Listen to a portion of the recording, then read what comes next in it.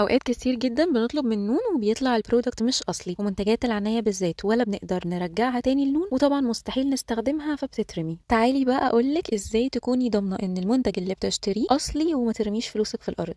4 حاجات لازم تبصي عليهم وانتي بتشتري. اول حاجة البائع.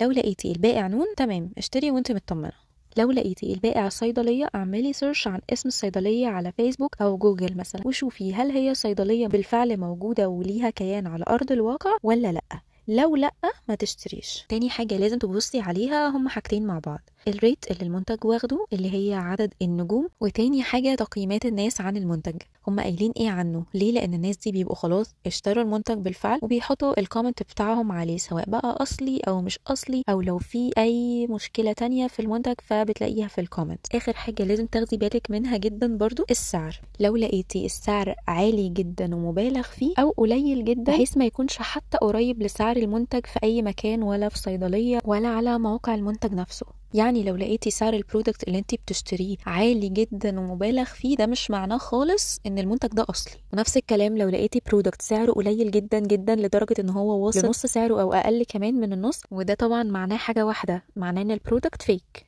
فالحل دلوقتي انك هتعملي ايه؟ هتشوفي سعر البرودكت اللي انت عايزه تشتريه ده في الصيدليه او على موقع البرودكت نفسه، وتقارني سعره الاصلي اللي انت شفتيه ده بسعره على نون. لو لقيتي في زياده بسيطه اوكي، لو لقيتي السعر اقل من سعره شويه بس بشكل منطقي برضه تمام. قولي لي بقى انت بتشتري ازاي من نون، وكنتي بتاخدي بالك من الحاجات دي ولا لا؟ وقولي لي كمان لو كنتي طلبتي منتج قبل كده من نون وطلع مش اصلي، كان ايه المنتج ده وتصرفتي ازاي؟ هسيب لكم اكواد الخصم بتاعتي على الشاشه، هتديكوا خصم 20% فوق خصومات نون. لو استفدتوا من الفيديو ما تنسوش تعملوا لايك وشير مع صحابكم، ولو عندكم اي سؤال اكتبوا لي في الكومنتات، انا برد على كل الاسئله. وبس كده، باي باي.